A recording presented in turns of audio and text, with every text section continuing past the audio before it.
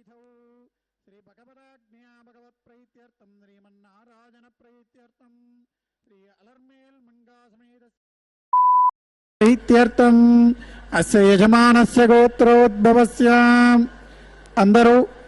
మీ యొక్క గోత్రము, మీ పేరు, ఇంట్లో తల్లిదండ్రుల పేరు, మీ భార్య పిల్లల పేర్లు అన్నీ కూడా ఒకసారి స్మరించుకోండి, సంకల్పం చేసుకోండి. எல்லாரும் உங்கள் பேர் கோத்திரம் ஆற்றுல இருக்கிற பெரியவா பேர், உங்கள் ஆத்துக்காரி பேர், பசங்கள பேர் எல்லாமே ஒரு வாட்டி संकल्पम பண்ணிக்கோங்க, स्मरण பண்ணிக்கோங்க. सब लोग आपका गोत्र नाम स्मरण कीजिए, संकल्प कीजिए. చెప్పండి. मम क्षेम स्थैर्य धैर्य वीर्य विजय अभय आयुः आरोग्य ऐश्वर्य अभिवृद्ध्यर्थं धर्म अर्थ काम मोक्ष चतुर्विध फल पुरुष अर्थ सिद्ध्यर्थं महालक्ष्म्याः परिपूर्ण कृपा कटाक्ष सिद्ध्यर्थं विशेषतः మీరు ఏ సంకల్పంతో అయితే అమ్మవారికి ఈ కళ్యాణోత్సవ సేవ నిర్వర్తిస్తున్నారో ఆ యొక్క సంకల్పాన్ని అంటే కోరికను లేదా మొక్కుబడిని ఒకసారి స్వామి అమ్మవారికి విజ్ఞాపనం చేసుకోండి. எதனால நீங்கள் இந்த கல்யாணோற்சவத்தை பண்றீங்களோ அந்த संकल्पத்தை ஒரு வாடி தாயாருக்கு விज्ञापனம் பண்ணுங்க. जिस कामना के लिए आप ये कल्याणोत्सव कर रहे हैं उस कामना को एक बार माता जी को विज्ञापन कीजिए. చెప్పండి. मम मनोभीष्ट फल सिद्ध्यर्थं श्री अलर्मेल मंगा समेत श्रीनिवास स्वामिनः नित्य कल्याण महोत्सवम् आचार्य अनेन सहायेन कारयिष्ये. అందరూ ఒకసారి స్వామి అమ్మవారికి గోవిందనామస్మరణ చేసి నమస్కారాలు చేసుకోండి. అలమేల మంగవరద గోవింద గోవింద. భగవతో బలేన భగవతో వీర్యేణ భగవతో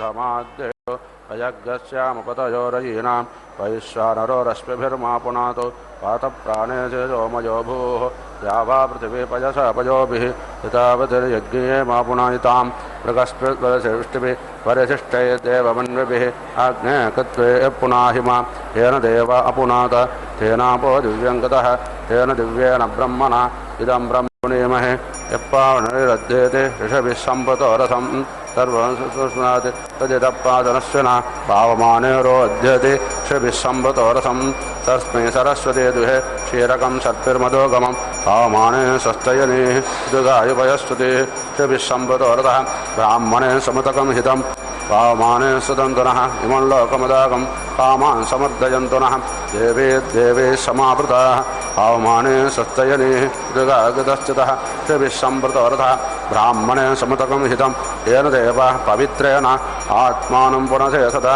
तेन सहस्रधारेण पावमान्यं पुनन्तु मां प्राजापत्यं पवित्रं ततोऽद्यातं हिरण्मयं तेन ब्रह्मभूतोपजं भूतं ब्रह्ममुनीमहे इन्द्रश्च एवे सगमा पुनात् सोमश्चस्यावरुणश्च मीत्या नमो राजा प्रमुनो पुनात् जातवेदमूर्जयन्त्या पुनात् ओं भूर्भुवस्वः तत्संयोरावृणीमहे गातुं यज्ञाय गातुं यज्ञपतये देवे स्वस्तिरस्तु नः स्वस्तिर्मानुषेभ्यः ऊर्ध्वं जगातवेषजं सन्नो अस्तु द्विपदे संचतुष्पदे ओं शान्तिः शान्तिः शान्तिः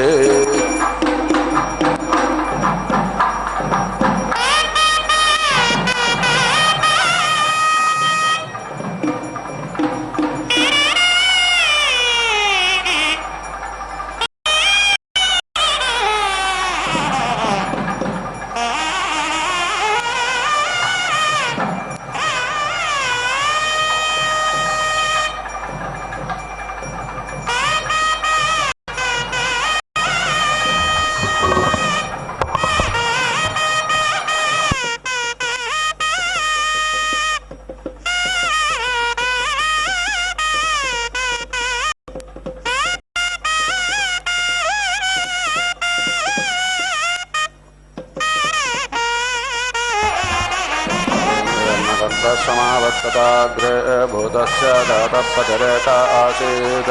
तदा आधारपृथिवीन्द्यामते मां कस्मै देवाय हविषा विधेमा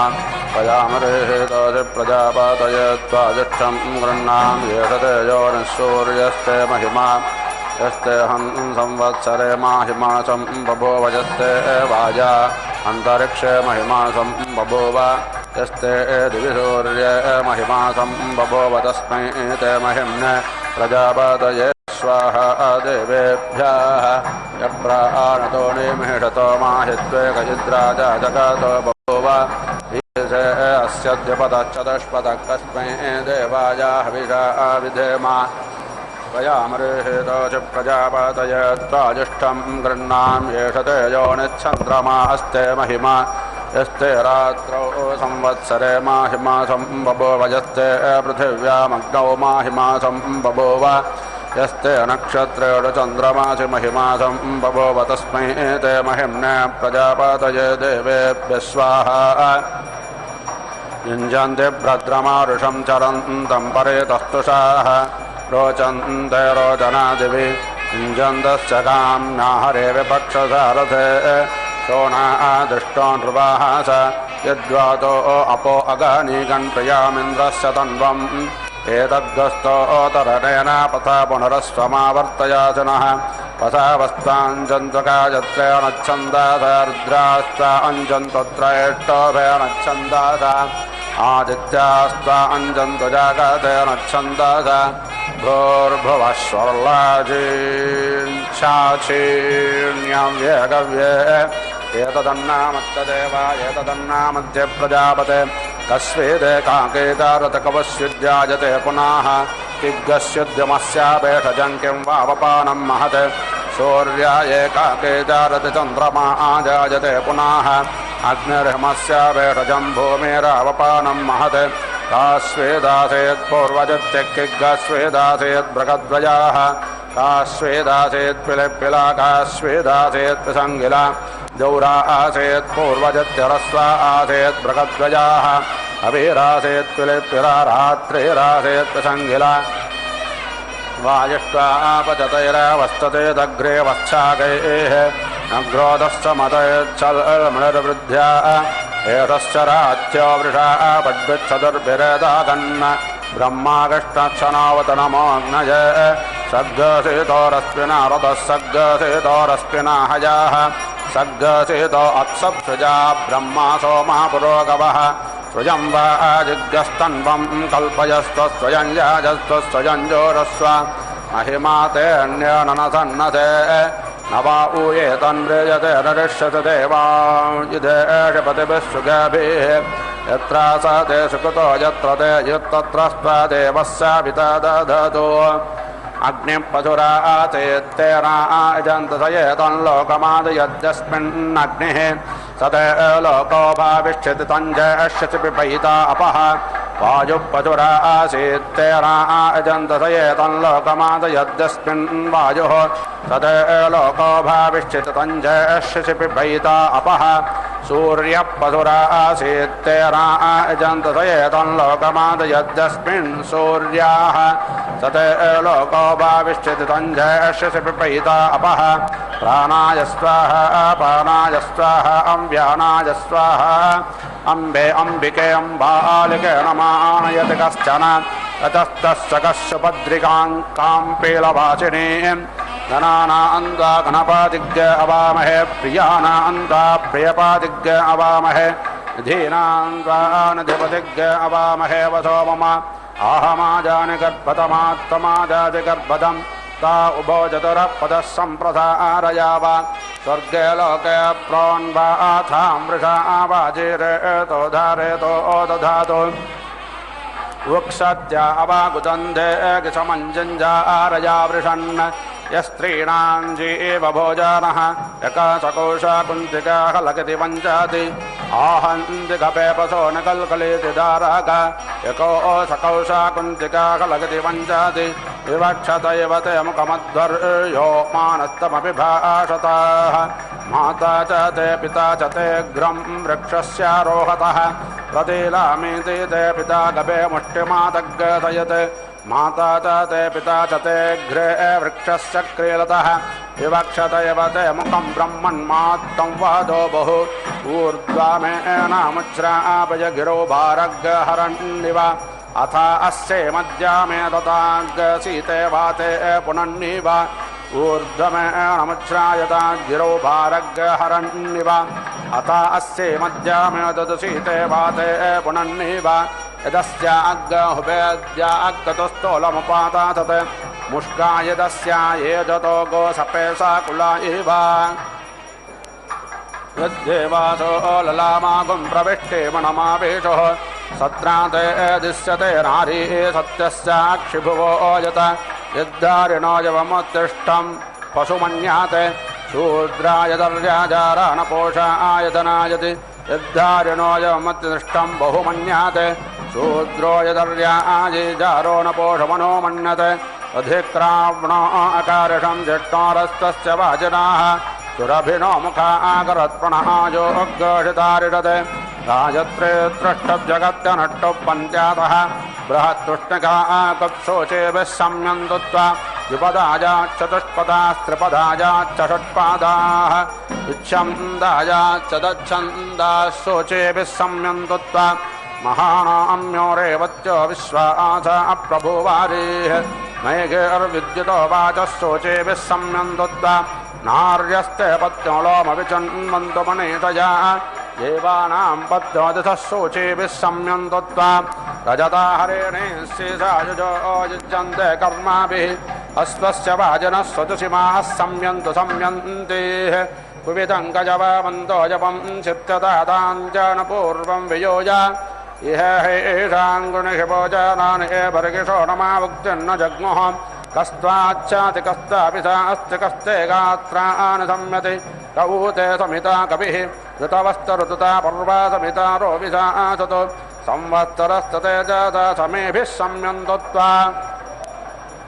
अर्धमासा परो अग्गषते मासा आच्छन्तु सम्यन्तः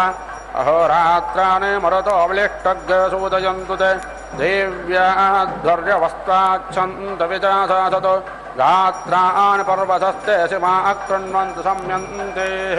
योस्ते पृथिव्यन्तरिक्षं वायुच्छिद्रं प्रणोदु ते सूर्यस्ते नक्षत्रैः सह लोकं कृणोतु साधुया सन्ते परेभ्यो गात्रेभ्यः समस्तवारेभ्यः समस्तभ्यो मध्यभ्यः संवस्तु तन्वैतव तस्वेदेकाके दारुदकवच्चिद्जायते पुनः दिग्गश्चिद्यमस्यापेषजं किं वावपानं महत् सूर्याय एकाके चारति चन्द्रमा जायते पुनः अग्निर्हिमस्यापेषजं भूमिरावपानं महत् दिग्गश्च सूर्यासमञ्ज्योतिर्गिग्गतमुद्रतमग्गधराः दिग्गश्च पृथिवे वर्षे यक्कस्य मात्रा न विद्यते ब्रह्मशौर्यासमञ्ज्योतिर्योश्च मुद्रतमग्गधराः इन्द्रपृथिवे वर्षे यान्गोष्ठुमात्रा न विद्यते पृच्छामित्ताजतये देवसकयदित्तमत्र मनादाजकन्त एष विष्णुत्रिषपते त्वेष्टस्तेष विश्वम्भुवा नमाविवेशा अपि तेषत्रपते त्वष्टयेष विश्वम्भुवा नमाविवेशा सद्यः पर्येमृतिवेमुदद्यामे खेनाङ्गेण दिवश्च विष्टम् एष्वन्तपुरोषाविवेशकान्यन्तपुरोषे अप्रीतानि एतद्ब्रह्मन्नुपावल्हामचिद्वाकिग्गद्वन्न प्रतिवोचाच्यत्र पञ्चस्वन्तपुरोषाविवेशतान्यन्तपुरोषे अप्रीतानि एतत्त्वात्र प्रतिमन्वानो अस्मिन् मायया अपवश्युत्तारोमत् काश्वेदासेत् पूर्वचित्तिक्किग्गस्वेदासेत् बृहद्वयाः काश्वेदासेत् पिलिप्पिला काश्वेदासेत् प्रसङ्गिला दौरा आसेत् पूर्वजित्यरत्वा आसेत् बृहद्वयाः अभिरासेत् पिलिप्पिला रात्रिरासेत् प्रसङ्गिला काये मरे विसङ्गिला कायेयं गुरविसङ्गिला कये मास्कन्दमृतकयें पन्थां विषट्पते अजारे प्रसङ्गिला स्वावित्कोरविसङ्गिला अतः स्कन्दमृषत्कहि पन्थां विषट्पते कद्दश्च विट्ठा कद्दक्षराणि कति होमाः कथिता समिद्धः यज्ञश्च विदधा पृच्छमत्र कति होता आरुदसो याजन्ति कलच्च विट्ठा सदमक्षर अन्नसेतिर्होमाः समिधो गतिस्रः यज्ञस्य ते विदधा प्रब्रावीमि सप्तहोता आरुदसो याजन्ति को अस्य वेदभुवानस्य नाभिङ्कोद्याभा पृथिवी अन्तरिक्षम् कस्सूर्यस्य वेद बृहतो जनित्रं को वेद चन्द्रमा संयतो जाः वेदाहमस्य भुवानस्य नाभिं वेदद्याभा पृथिवी अन्तरिक्षं वेदसूर्यस्य बृहतो जनित्रमथो वेद चन्द्रमा संयतो जाः पृच्छामित्ता परमन्तं पृथिव्या पृच्छामि यत्र भुवानस्य नाभिः पृच्छामित्ता विष्णो अस्तस्तरेत पृच्छामि वाचपारमं व्योमा इयं वेदि परो अन्तःपृथिव्या अयं यज्ञो भुवानस्य नाभिः अयं गोसोमो विष्णो अस्तस्तरेतो अब्रह्माजं वाचपारमं व्योमा शुभोऽस्वाजम्भो प्रातमोन्दर्मा हत्या अर्णवे तदेहगर्भानुद्वयं यतो जातप्रजापातिः होतायक्ष प्रजापातिज्ञ सोमस्य महिम्नः जुषधां विवाद सोमग्रहोतर्यज प्रजापतेरत्तुतेतान्यन्यो विश्वारूपाणि परितापा भूव यद्गामात्यजुगमत्तन्नोऽस्तवयग्गस्यामपताजोरयीनाम् अश्वस्तु परोगो मृगस्थे प्राजापत्यां कष्टङ्ग्रे एव आग्नेयोरराटे पुरस्तास्तारस्तुते मे सदस्ताद्गन्वोः आश्विना अधोरामो भाक्पोषौ उमापोष्टस्यामो नाभ्याग्सौर्यजामौ श्वेतश्च कृष्णश्च पार्श्वयोः काष्ठौलो मसक्तौ सत्योर्वायव्यश्वेतपुच्छयन्द्राय तपत्याय वेहद्वेष्टवो वामनः रोहितो धूम्ररोहितः कर्कन्दो रोहितस्ते सौम्या बभ्रुरारुणबभ्रुस्तुका बभ्रुस्ते वारुणाः तिरन्ध्रोन्नदस्य तिरन्ध्रः समन्दसे तिरन्धस्ते सावित्रांसे दिबाहुरन्नदस्य दिबाहुस्तमन्दसे दिबाहुस्ते वार्गस्पत्याः विषाते क्षुद्रप्रेषते स्थूलप्रेषते तामयत्रावरुण्याः शुद्धबालः सर्वशुद्धबालोपनिबालस्त अश्विनाः श्वेतश्वेताक्षो अरुणस्ते रुद्राय पशुपताये कर्णाजामाः अवलिप्ता रौद्रानभोरोपापार्जन्याः प्रस्त्यश्च रस्तेरापस्त्यरोद्गवस्त्यस्ते मारुताः फल्गोर्लोहितोर्नेपालक्षेताः सारस्वत्याः लीहाकर्णशृण्ठाकर्णो अद्यालोहकर्णस्ते त्वाष्ट्राः कृष्णग्रे एव स्थितिकक्षो अन्ततस्तस्तये इन्द्राग्नाः कृष्णाञ्जल्पा अञ्जर्महाञ्जस्तवोषस्याः शिल्पा वैस्तदेव्यो रोहिण्यस्त्रवाजो वाचे विज्ञाता अदित्यै स्वरूपाधात्रे वत्सतुर्यो देवानां पत्नीभ्यः कृष्णग्रे एवाग्नेयास्येति भ्रवो वसो नागरोहितरुद्राणां श्वेतावरोकिण आदित्यानां नभो रूपापार्जन्याः उन्नतऋषभो वनस्थय इन्द्रावैष्णवा उन्नतस्येति भागस्येति विष्टस्थय इन्द्रावार्गस्पत्याः तुकारोपावाजना कल्माता अग्निमारुता श्यामा पौष्णाः एता ऐन्द्राग्नाद्विरूपा अग्निशोमिया वामना नड्वा आग्ना वैष्णवाः वसामयत्रावरुण्योऽन्यतायेन्यो मैत्र्याः कृष्णग्रे एवाग्नेयामभ्रवः सौम्या श्वेता वा आयव्या अविज्ञाता अदित्यै परोपाधात्र्यवत्सतुर्यो देवानां पत्नीभ्यः कृष्णा भूमा धूम्रा अन्तरिक्षा भृगन्तो दिव्याः सफला वैद्युता सिद्मास्तारकाः धूम्रान् वसन्ताया लाभते श्वेतान् ग्रीष्माय कृष्णान् वर्षाभ्यो अरुणान् शरदे कृषातो हेमन्तायापि सङ्घान् क्षीराय प्रवायो गायत्रे पञ्चावयतृष्टभे आदित्यवाहो जगत्ते विवत्सा अनुष्टभे दुर्यवाहा विष्णुगे अष्टवाहो विराजा वृक्षाणो प्रगत्यारे षभा कटुभे अनड्वाः पन्ते धेनवदिच्छन्दसे कृष्णग्रे एवाग्नेया बभ्रवः सौम्योपद्दस्ता वित्रावत्तदर्यस्तारस्वत्तस्यामा पौष्णाः कृष्णायो मारुता बाहुरूपा वैयत्वदेवा वसाद्या वा पृथिवीजाः सञ्चरायेता अयन्द्राग्नाः कृष्णा वा अरुणा कृष्णायो मारुता कायास्तु पराः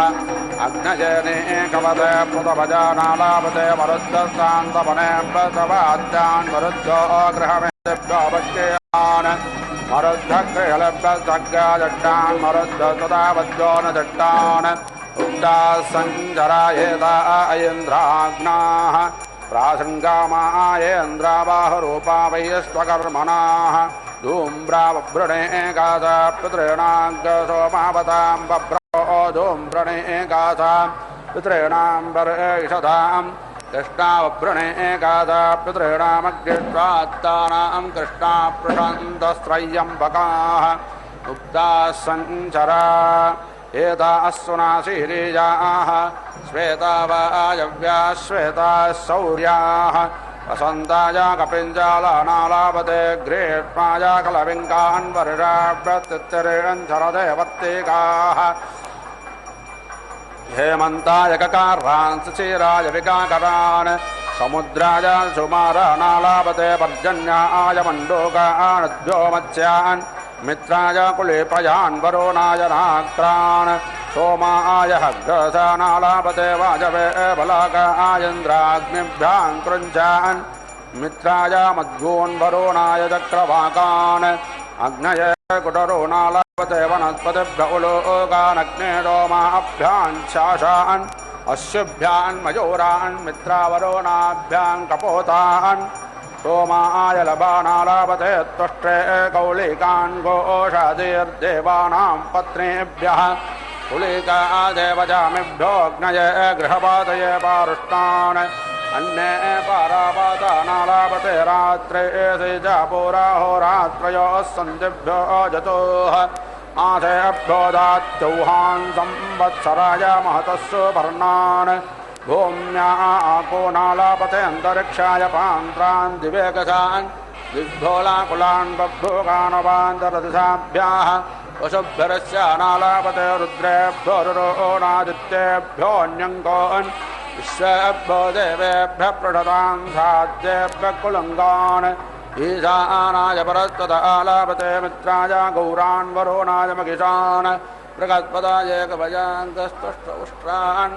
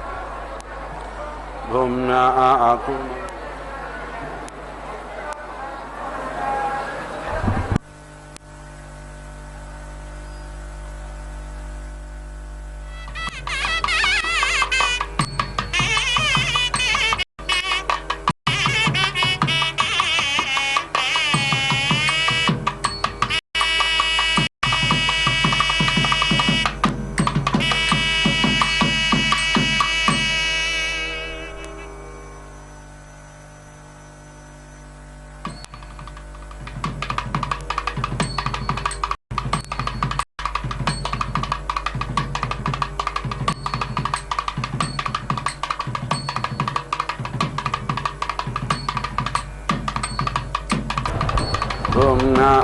कोणालापतेऽन्तरिक्षाय पान्त्रान् दिवेकशान् दिग्भोणाकुलान् बभ्भूकान्तरान् तद्दिशाभ्याः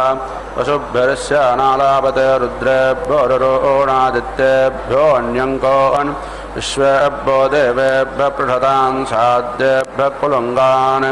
ईशानाय बलस्वत आलापते मित्राय गौरान् वरुणाय मगिषान् बृहस्पताय कवयाङ्गस्तुष्टुष्ट्रान् प्रजापतये पुरुषान् अस्त्य न आलापते वाचे पृषेन् चक्षुषे मसकान् श्रोत्राय भृङ्गाः प्रजापतये च वाजवेदको मृगो वरुणायारण्यो मेधो यमाय कृष्णो मनुष्यराजाय मर्कटाः शार्दूलाय रोगिद्रेषभाय कवये क्षिप्रसेनाय वर्तिकानीलङ्गो क्रमिः समुद्राय सुमारो हिमवाते अस्ति मयुप्राजापत्यबलो लक्ष्मो विषदक्सस्ते धात्रे दिशाङ्कङ्को दुंशा आग्नेयी हलविङ्को लोहिताकिपुष्करदादत्ते त्वाष्ट्रावाचे कृञ्चाः सोमाय कुलुङ्गारण्यो जोनाकुलस्सकाते पोष्टाक्रोष्टामायोरिन्द्रश्च गौरमृगः विद्वान्यङ्कर्कटस्तेनो मत्ते प्रतिश्रुत्काये चक्रवाकः सौरीबलाकाशाग्रश्रेयश्चयाण्डागस्ते मैत्रा सरस्वत्ते सार्यपुरुषवाक्ष्वाविद्भूमि शार्दूलोकप्रताकुस्ते मन्यवे सरस्वते सुखपुरुषवाग् सुपर्णप्प अर्जन्य आदुर्वासो मनो सुपर्णप्प मयुप्राजापत्यबुलोह लक्ष्णो विषदग्रसस्ते दात्रे दिशाङ्कङ्को दुंशा अग्नेयी कलविङ्को लोहितागि पुष्करदादस्ते त्वाष्ट्रावाचे कृञ्चाः सोमाय कुलुङ्ग आरण्यो जोनाकुलस्सकाते पोष्टाक्रोष्टामायोरिन्द्रश्च गौरमृगः विद्वान्यङ्कर्कटस्तेनो मत्ते प्रतिश्रुत्काये चक्रवाकः सौरीबलाकाशाग्रश्रेयश्चयाण्डागस्ते मैत्र सरस्वत्ते सार्यपुरुषवाक्ष्वाविद्भूमि शार्दूलोकप्रताकुस्ते मन्यवे सरस्वते सुखपुरुषवाग् सुपर्णप्प अर्जन्य आतुर्वा असोदर्वी दाते वाजवे बृहस्पताये वाचस्पताये पैङ्गराजो लज अन्तरिक्षः प्रवो मद्गोर्मत्यस्तेनादे पतये अद्यावा पृथिवी यः कूर्मः पुरुषमृगच्छन्द्रमासो गोदाकालागादार्वागातस्ते वनस्पते एनां कृकवागश्च वित्रो हग्गसो वातस्य आक्रोमकारकुलेपयस्ते गोपारस्य रहे सल्यागः एण्यन्नो मण्डोको मूषिकादित्यरस्ते सत्पाना अन्लोपास अश्विनः कृष्णो रात्रैः वृक्षो जतोऽशोशुलीकातयेतरजनानां जगाका वैष्णवी अन्यवापो अर्धमासानामृश्यो मयोरश्चु पर्णस्ते गन्धर्वानामुपामुद्रो मासा कश्यपाः रोहित्कुन्द्रणाचे गोलप्ते कासे अप्सरसा अन्मृत्यवे चितः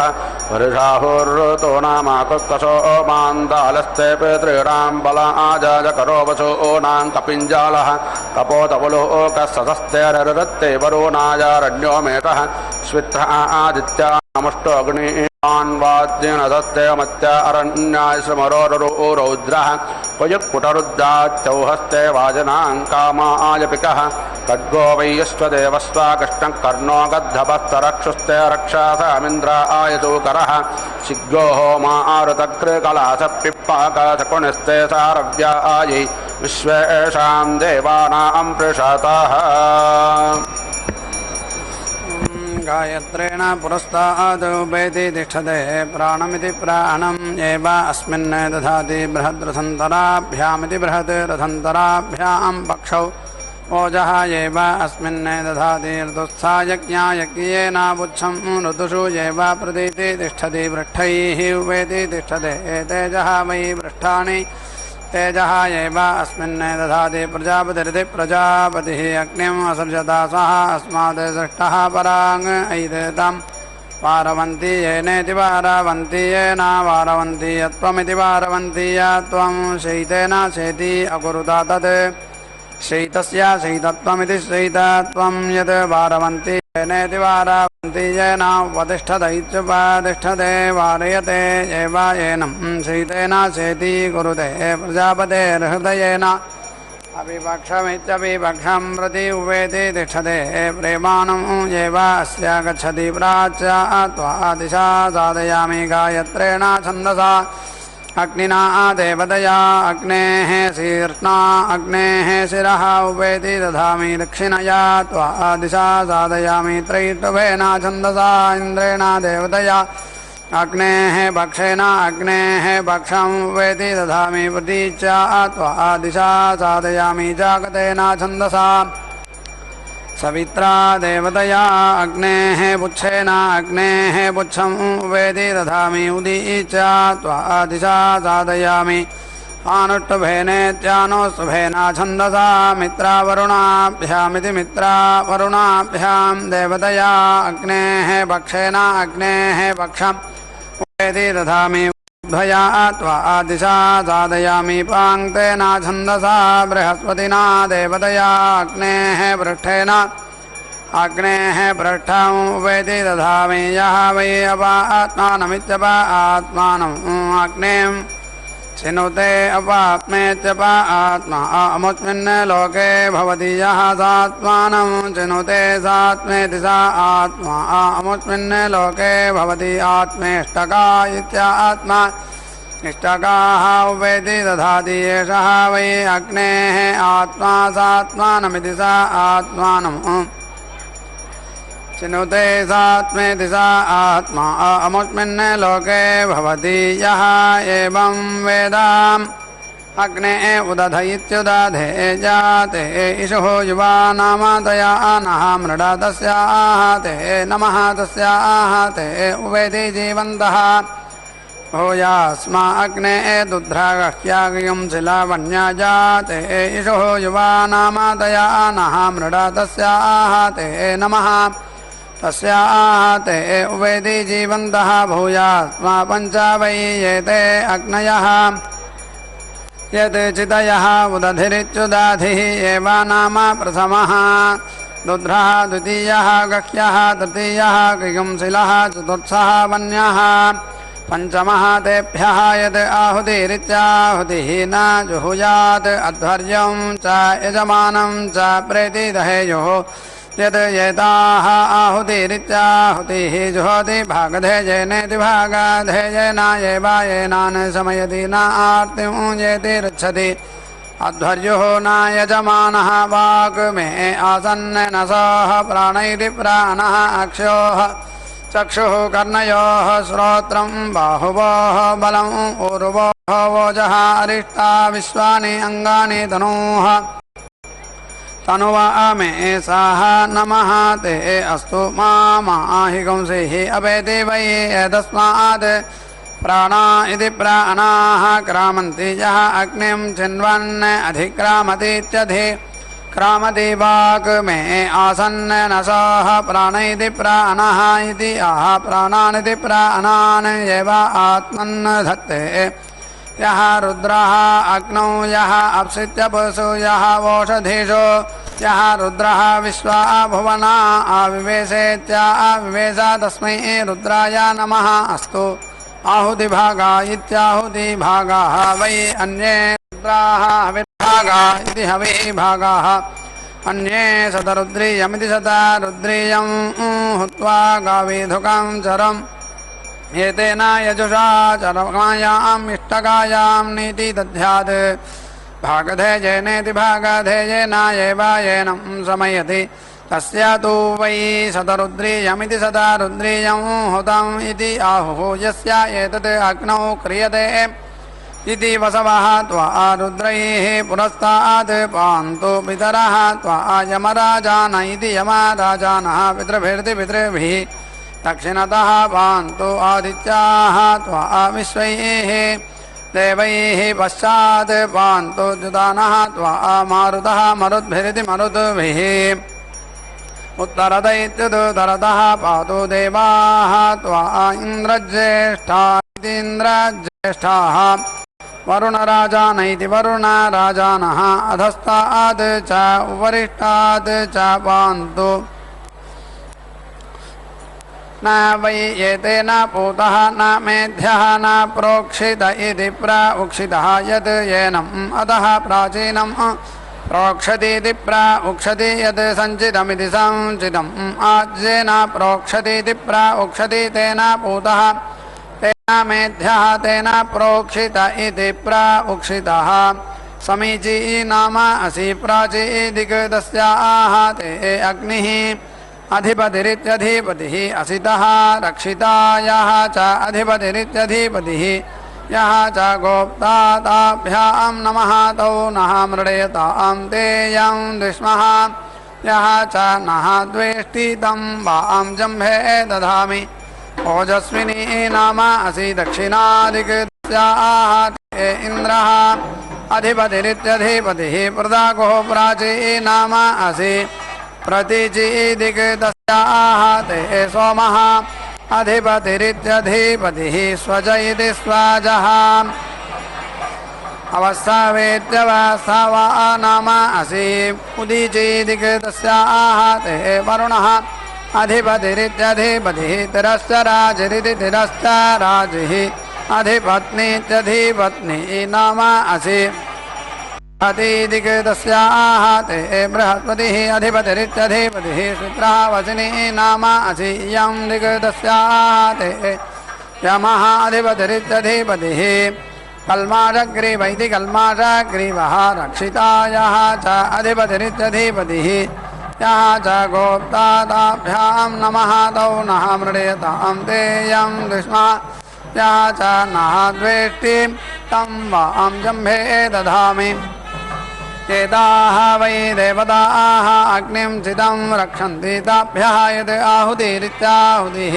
न जुहुयात् अध्वर्यं च यजमानं च ध्यायेयुः यत् एताः आहुतिरित्याहुतिः जुहोति भागधेयेनेति भागधेयेन एवायेनान् समयति न आर्तिम् इति रक्षति अध्वर्युः न यजमानः एतयः नामास्थ तेषां वः पुराः गृहाः अग्निः वः ईशवः चल्लः निलिम्बा इति नीलिम्बाः नामास्थ तेषां वः दक्षिणा गृहाः पितरः वः ईशवः सकरः वज्रिणः नामास्थ तेषां वः पश्चात् गृहाः स्वप्नः वः ईशवः गक्वरः अवस्थावान इत्यवस्थावानः नामास्थ तेषां वः उत्तरादित्युदराद् गृहाः आपः वः ईशवः समुद्रः अधिपतय इत्यधिपतयः नामास्थ तेषां वः उपरि गृहाः वर्षं वः ईशवः अवस्वान् क्रव्याः नामास्थ पार्थिवाः तेषां वः इह गृहाः अन्नं वः ईशवः निमिष इति निमिषः वातनाममिति वातनामं तेभ्यः वः नमः ते नः मृडयत तेयं दुष्माय च नः द्वेष्टितं वः जम्भे दधामि हुदाद इति हुदादः वै अन्ये देवाः अहुदाद इत्यहुदा अदः अन्ये तान् अग्निचिदित्यग्निचित् एव उभयान् व्रीणाति दध्ना मधुमिश्रेणेति मधुमिश्रेण एताः आहुतिरित्याहुतिः जुहोति भागधेयेनेति भागधेयेन एवायेनान् व्रीणाति अथो इति खलु इष्टकाः वै देवाः अहुताद इत्यहुता अदः इति श्रेयो वसीय आयत्सम्भूतं भूतं चित्रकेतुप्रभानाभान् सम्भान् ज्योतिष्मागस्तेजस्वानाथपक्षस्तवन्नभितपन्ने रोचनो रोचमानः शोभनः शोभमानः कल्याणः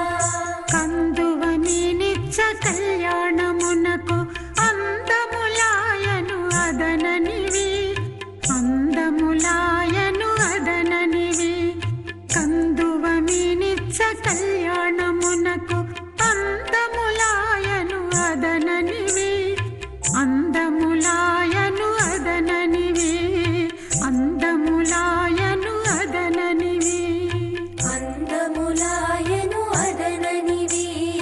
అందములాయను అదననివి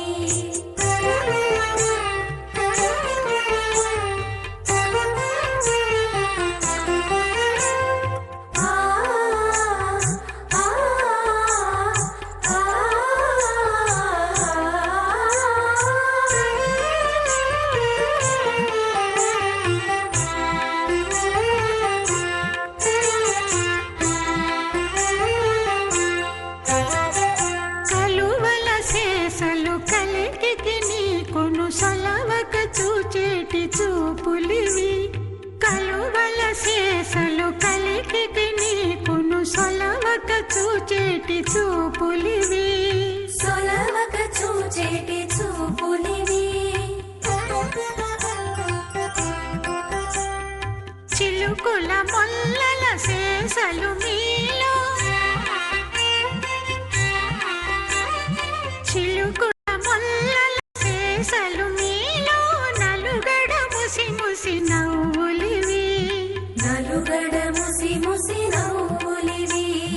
నలుగడ ముసి ముసి నవ్వులివి కందువ మీనిచ్చ కళ్యాణమునకు అందములాయను అదననివి అందములాయను అదననివి అందములాయను అదననివి అందములాయను అదననివి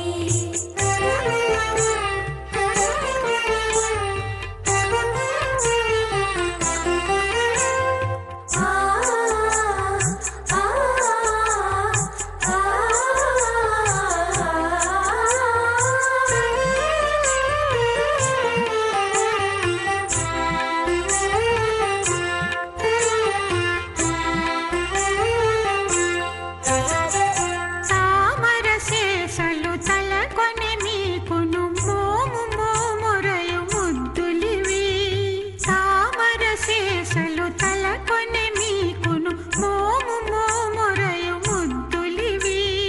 మోము మోమురయు ముద్దులివి సేమంతి శేషలు చెలియకు నీకును సేమంతి శేషలు చెలియకు నీకును చేమిరి గోళ చనకులివి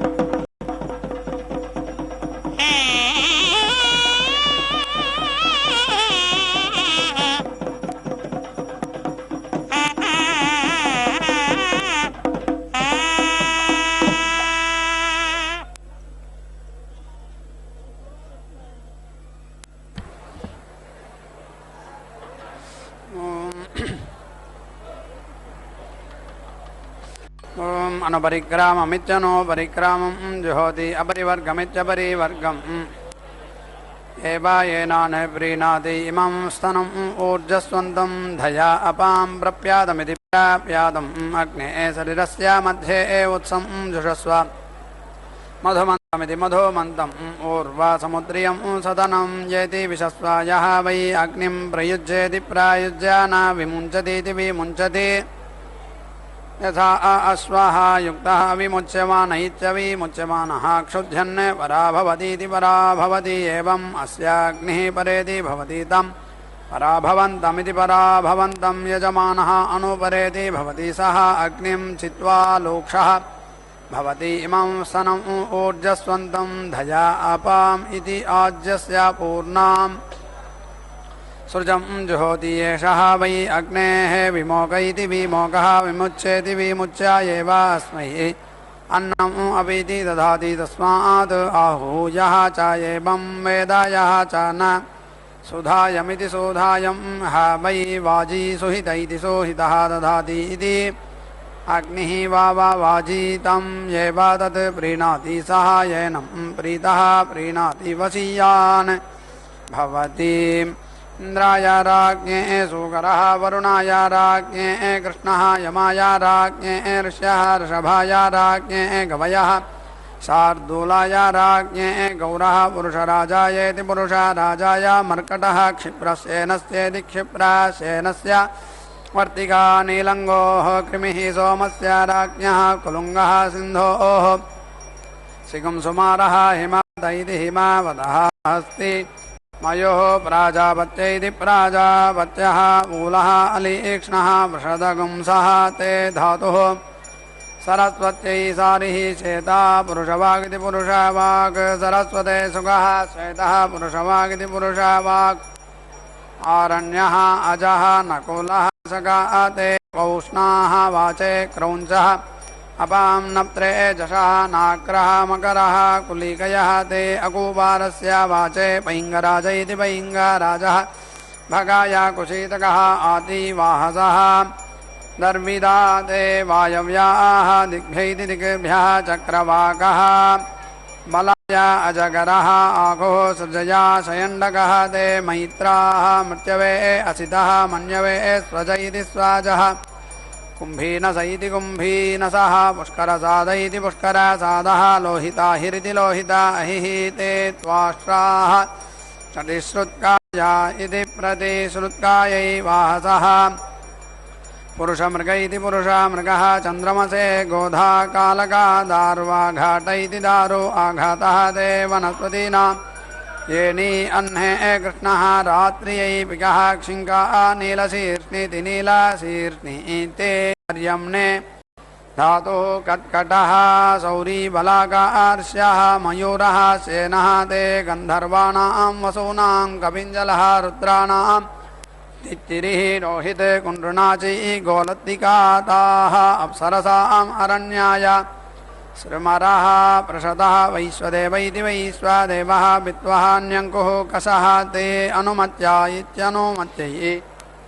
अन्यवाप इत्यन्यवापः अर्धमासानामित्यर्धमासानां मासां कश्यपः वैः कुटरुः दात्यौहः ते सिनीवाल्यै बृहस्पतये सित्पुटः सखः भौमीपान्त्रः कषः मान्शीलवः ते पितॄणां ऋतूनां जहका संवत्सरायेति संवत्सराय लोपः कपोतः उलूकः शशः ते नैरृताः नैरृता इति नैरृताः कृकवाकुः सावित्रः रुरुः रौद्रः कृकलाशः शकुनिः पिप्पका ते शरव्यायै हरिणः मारुतः ब्रह्मणे सार्गः तरक्षुः कृष्णः स्वा चतुरक्ष इति चतुः अङ्गः कर्दभा ते इतरजनानामिति इतरजनानाम् अग्नये धूक्ष्णा अलजः आन्तरिक्षः उद्रः मद्गुः प्लवः ते अपाम् अदित्यै अगुंससा चिरिति अगुंससाचिः इन्द्राण्यै कीर्षा गृध्रः सितिकक्षीति सितिकक्षी वार्ध्राणसः ते दिव्याः द्यावा पृथिव्येति द्यावा पृथिव्या स्वाविदिति स्वाविते पूर्णाहुतिमुत्तमाञ्जुहोति सर्वं वै पूर्णाहुतिः सर्वमेवाप्नोति अथ इयं वै पूर्णाहुतिः अस्यामेव प्रतिष्ठति नारायणाय विद्महे वासुदेवाय धीमहि तन्नो विष्णुप्रचोदयात् स्वाहा महादेव्यै च विद्महे विष्णुपत्न्यै च धीमहि तन्नो लक्ष्मी प्रचोदयात् स्वाहा